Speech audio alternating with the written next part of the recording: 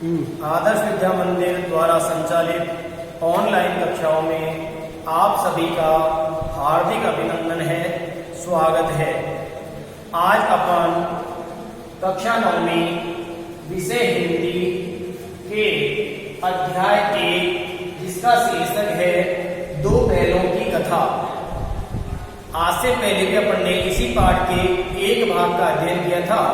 आज अपन इससे आगे वाले भाग का अध्ययन करेंगे। इसके लेखक मुंशी प्रेमचंद जी हैं। तो इससे पहले अपन ने पढ़ा था कि जब झूरी ने बैलों को सानी पानी देने के लिए नौकर से कहा, खली और भूसा डालने के लिए कहा, उसमें चोकर मिलाने के लिए कहा, तो नौकर ने मना कर दिया कि मालकिन मुझे मारेगी, पीटेगी, उठपटांग कहेगी। तो उसने जब उसको सानी पानी देने से मना कर दिया तो झूरी ने कहा कि नहीं, मैं ऐसी कोई बात नहीं होगी, मैं मालकिन से आपको नहीं डांटने दूंगा। तो उससे आगे का भाग है कि जब बैल दोनों झूरी का जो साला था गया, उसके यहाँ से वापस लौट आए और जब झूरी के पास आ पहुंचे तो झूरी का साला गया, उनको ढूंढते ढूंढते वापस झूरी के घर आ पहुंचा। दूसरे दिन झूरी का साला फिर वहां पहुंचा और बैलों को वापस लेकर के रवाना हुआ। अब की बार, पहली बार वो दोनों बैलों को पैदल पैदल लेकर गया था, लेकिन अब की बार उसने दोनों बैलों को गाड़ी में जोत करके ले जाने का निश्चय किया और दोनों बैलों को गाड़ी में जोत दिया। 2-4 बार पोती ने गाड़ी को सड़क की खाई में गिराने की कोशिश की, अर्थात सड़क के बगल में जो गहरा गड्ढा होता है उसकी ओर गाड़ी को खींचने की कोशिश की, परंतु हीरा ने उस स्थिति को संभाल लिया और उसको ऐसा करने से रोका। वह ज्यादा सहनशील था। जो दूसरा बैल था हीरा, वह अधिक सहनशील था, इसलिए उसने गाड़ी को खाई में जाने से बचा लिया। संध्या समय पर पहुंचकर उसने दोनों को मोटी रस्सियों से बांध दिया। जो झूरी का साला था गया, वो दोनों बैलों को लेकर संध्या समय अपने घर पर पहुंच गया और जब वहां जाकर के उसने गाड़ी में से दोनों बैलों को खोल दिया और दोनों को मोटी मोटी रस्सियों से बांध दिया। बांधने के बाद कल की शरारत का मजा चखाया। उन्होंने पहले दिन वाली जो शरारत की थी वो तुड़ा करके रस्सी को, पगहियों को तुड़ा करके और भाग गए थे, उसकी शरारत का उन्होंने मजा चखाया, अर्थात वो बैलों की खूब पिटाई की। उसके बाद फिर वही भूसा डाल दिया, जो सूखा भूसा था, न उसमें कोई खली और न किसी प्रकार की चोकर उसमें मिलाई, केवल सूखा चारा को डाल दिया। अपने दोनों बैलों को खली, चूनी और भूसा डाल दिया और उसके जो पहले वाले 2 बैल थे उन दोनों बैलों को उसने खली, चूनी सब कुछ मिला दी। यह देख करके जो हीरा मोती थे वो बड़े दुखी हुए। दोनों बैलों का ऐसा अपमान आज से पहले कभी नहीं हुआ था। झूरी उन्हें फूल की छड़ी से भी कभी नहीं छूता था, अर्थात मारना तो दूर की बात है, झूरी कभी उनको छोटी सी डंडी से भी धमकाता नहीं था। उसकी टिटकार पर दोनों उड़ने लगते थे। टिटकार का अर्थ है मुंह से टिक टिक की आवाज का जो स्वर होता है उसको कहते हैं टिटकार। जैसे ही झूरी की टिटकार होती, दोनों बैल तुरंत खड़े हो जाते और अपने कार्य पर लगने के लिए तत्पर हो जाते, तैयार हो जाते। यहाँ मार पड़ी, जब गया ले गया तो दोनों बैलों को अच्छी तरह उसने पीटा, खूब मारा। आहत सम्मान की व्यथा तो थी, दोनों बैलों के मान सम्मान की बात तो थी, और उस पर मारने पीटने के बाद में उनको सूखा भूसा खाने के लिए डाला गया। नाद की तरफ आंखें तक नहीं उठाई, तो दोनों बैलों ने उस चारे का जो पात्र था, नाद, उसकी तरफ बिल्कुल नजर तक नहीं उठाई। दूसरे दिन गया ने बैलों को हल में जोत दिया, पर इन दोनों ने जैसे पांव उठाने की कसम खा ली थी कि चाहे कितना ही काम ले, कितना ही मारे पीटे, लेकिन अपन पैर आगे नहीं बढ़ाएंगे। दोनों ने दृढ़ निश्चय कर लिया था। वह मारते मारते थक गया, पर दोनों ने पांव आगे नहीं बढ़ाया। एक बार जब उस निर्दयी ने हीरा की नाक पर खूब डंडे मारे और जोर जोर से उसको पीटा, तो मोती का गुस्सा बेकाबू हो गया, अर्थात आपे से बाहर हो गया। और यह सब देख करके हल लेकर के वह भाग ले निकला, हल को लेकर के खींचता हुआ भाग गया। हल, रस्सी, जुआ, जो अर्थात जो भी सामग्री थी, हल था, रस्सी बंधी हुई थी, जुआ मानी जूड़ा जो बैलों के कंधे पर रखने का जो लकड़ी का बना हुआ होता है जूड़ा, और जो बैलों के गले में से जो रस्सी लगाई जाती है उसको कहते हैं जोत। ये सब टूट टाट करके बराबर हो गए। गले में बड़ी बड़ी रस्सियां यदि नहीं होती बैलों के तो दोनों पकड़ में भी नहीं आ पाते, लेकिन दोनों के गले में बड़ी बड़ी रस्सियां बंधी हुई थी, इसलिए हीरा ने मूक भाषा में कहा कि मोती से कि भागना तो भी व्यर्थ है, बेकार है। मोती ने उत्तर दिया कि तुम्हारी तो इसने जान ही ले ली थी, अर्थात ये टुटू मारने के लिए उतारू हो गया था, अब की बार मार और भी ज्यादा पड़ेगी, पढ़ने दो। बैल का जन्म लिया है तो मार से कहां तक बचेंगे, अर्थात मार तो सहनी ही पड़ेगी। गया 2 आदमियों के साथ दौड़ा आ रहा है, दोनों के हाथों में लाठियां हैं। मोती बोला कहो तो दिखा दूं कुछ मजा, मैं भी लाठी लेकर आ रहा है। हीरा ने समझाया नहीं भाई, खड़े हो जाओ, मुझे मारेगा तो मैं भी 1-2 को मार गिराऊंगा, अर्थात मैं भी धैर्य नहीं रखूंगा, मैं भी उन दोनों में से 1-2 को अवश्य मार गिराऊंगा। नहीं, हमारी जाति का यह धर्म नहीं है। तो दूसरे बैल ने उसको समझाते हुए कहा कि नहीं भैया, ये अपनी जाति का धर्म नहीं है। मोती दिल में ऐंठ करके रह गया, गुस्सा क्रोध करके गुस्से को पी गया।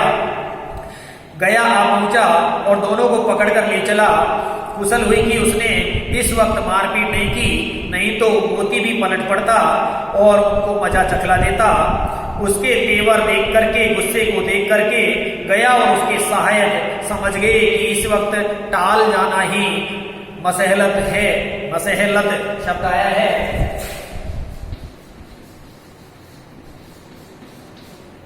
मसहलत का अर्थ होता है हितकर,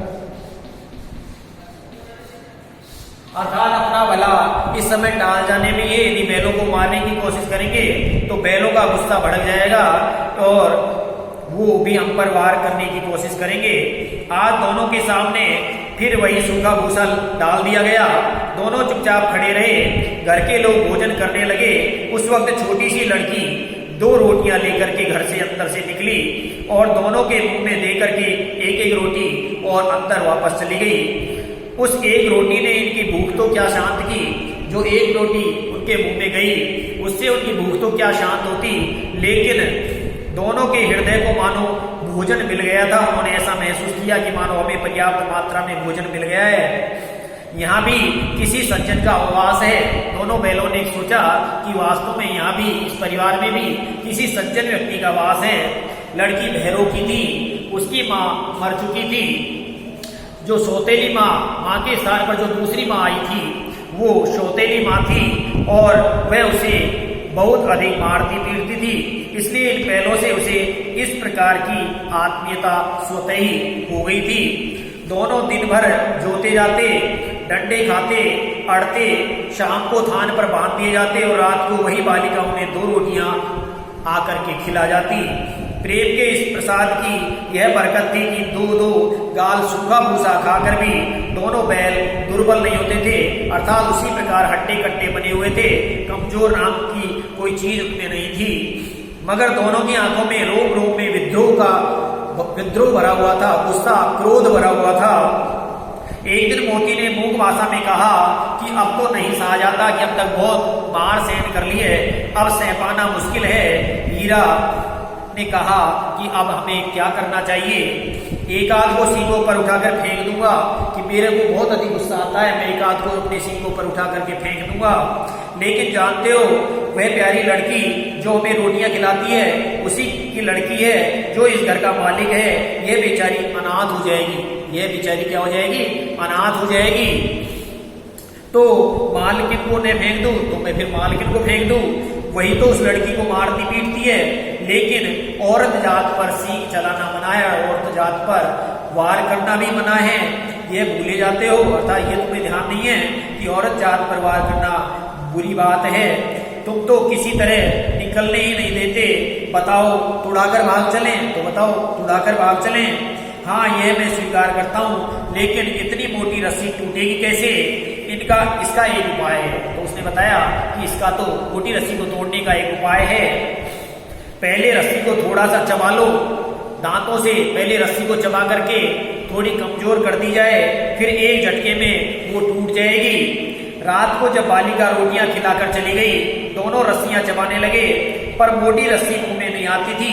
बेचारे बार बार जोर लगाकर रह जाते थे, लेकिन रस्सी मोटी थी, मुंह में आसानी से नहीं आ पाती थी, इसलिए चबाई नहीं गई और रस्सी कमजोर नहीं हुई और आसानी से टूट नहीं पाई।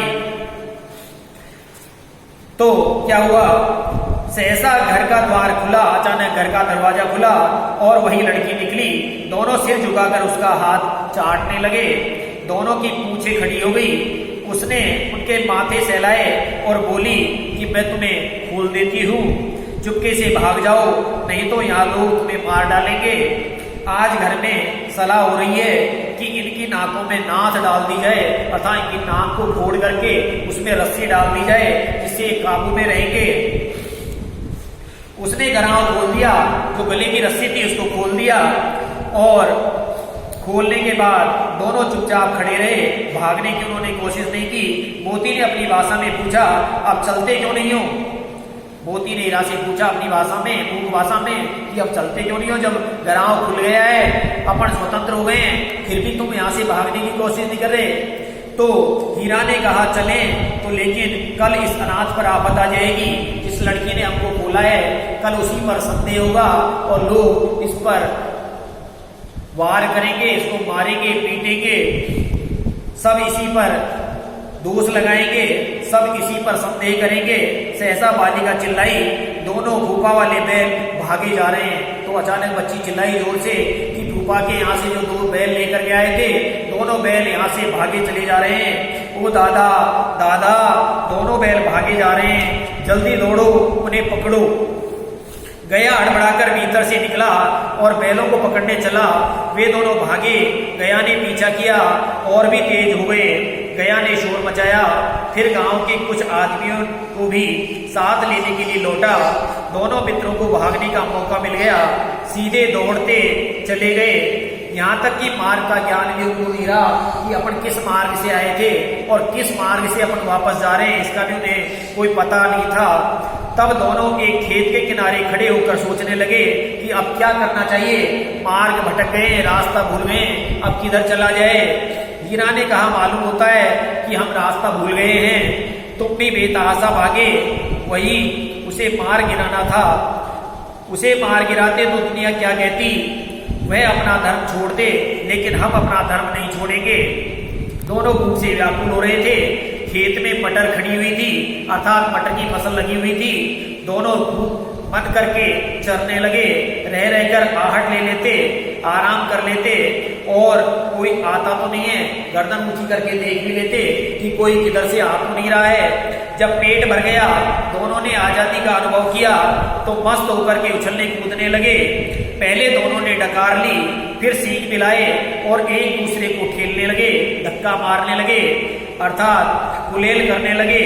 मोती ने हीरा को कई कदम पीछे हटा दिया और इतना पीछे हटाया कि वह खाई में गिरते गिरते बच गया और लास्ट में वो उस खाई में जा ही गिरा। तब उसे भी क्रोध आ गया, संभल कर उठा और फिर मोती से मिल गया। मोती ने देखा कि खेल में झगड़ा हुआ चाहता है तो वो दूर हट गया, अपने आप को उसने उससे दूर हटा लिया कि अब खेल खेल में झगड़ा हो जाएगा, इसलिए वो उससे दूर हो गया, बच गया। ये था अपना इस दो बैलों की कथा का दूसरा भाग। कल अपन इसके तीसरे भाग का अध्ययन करेंगे। तो आप सभी भैया बहनों से मेरा निवेदन है कि जो अपन पाठ पढ़ा रहे हैं उसको एक बार अपनी किताब निकाल करके घर पर भी उसका अध्ययन करते जाएं, ताकि आपके ठीक प्रकार से समझ में आता रहे। धन्यवाद।